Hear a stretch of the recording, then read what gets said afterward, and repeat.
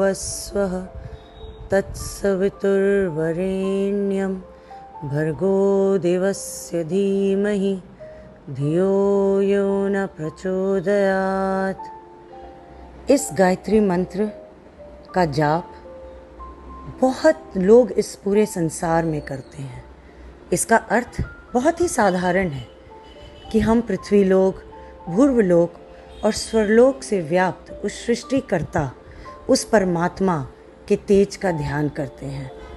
हमारी बुद्धि को सन्मार्ग की तरफ चलने के लिए हम उस परमात्मा के तेज से प्रेरित होते हैं।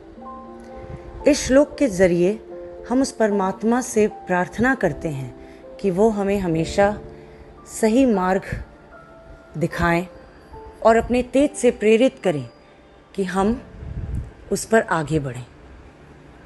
ठीक उसी प्रकार दोस्तों, कला यानी कि आर्ट, हमारे गुरु उसके परमात्मा हैं और हम उनसे प्रेरित होते हैं। उनकी सिखाई हुई शिक्षा, उनके सिखाए हुए मार्ग की तरफ हम चलते हैं।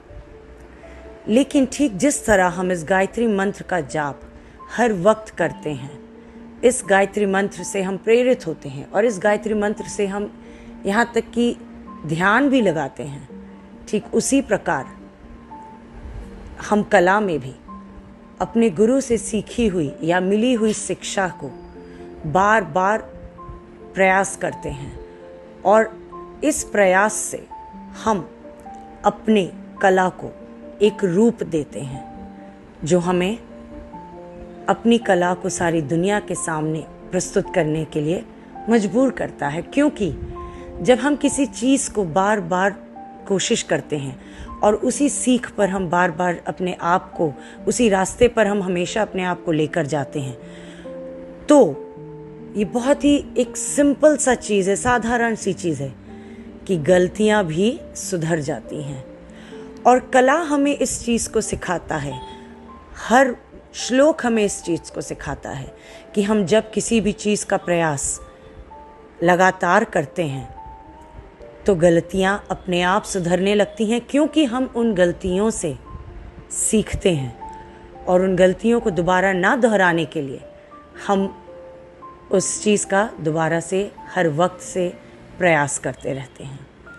ठीक उसी प्रकार जिस तरह से जब एक कलाकार अपनी क्रिएटिव आइडियाज़ को एक कैनवस पर या एक पेपर पर उतारता है, तो ये नहीं कि हमेशा वो एक बार में ही उसने जो सोचा या जिस चीज़ पर ध्यान लगाया था वो बन गया।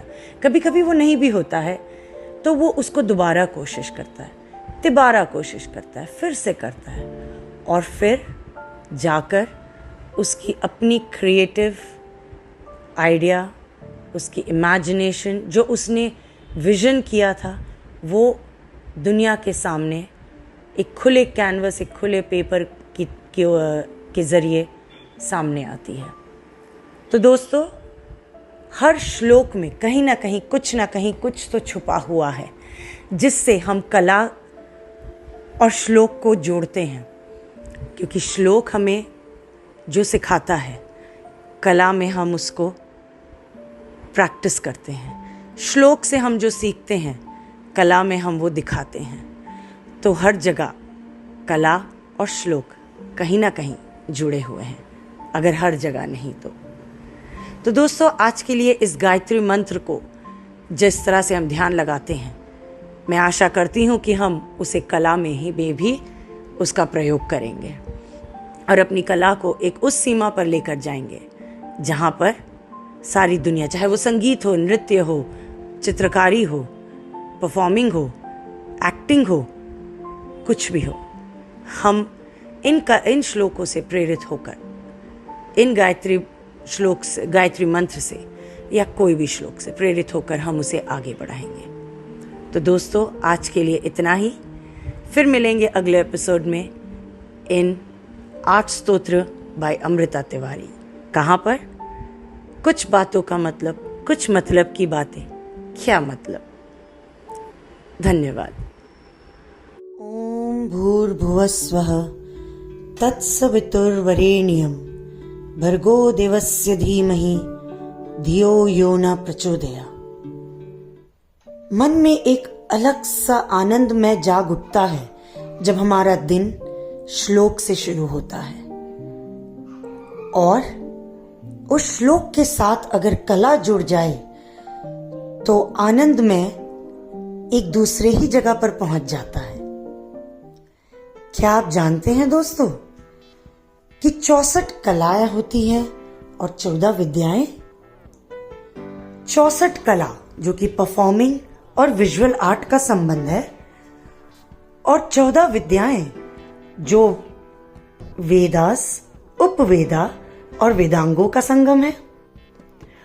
और ये 64 कला और 14 विद्याओं का एक अपना अलग ही संगम है, और इनकी गहराई कुछ ऐसी है जो पता नहीं किस जमाने से चली आ रही है। क्यों ना हम कला और स्रोत का संगम समझें और इसकी गहराई में एक साथ डूबें। लेकिन कहां और कैसे? मैं अमृता तिवारी आप सबके समक्ष ला रही हूं आर्ट स्त्रोता। कहां पर? कुछ बातों का मतलब, कुछ मतलब की बातें। क्या मतलब?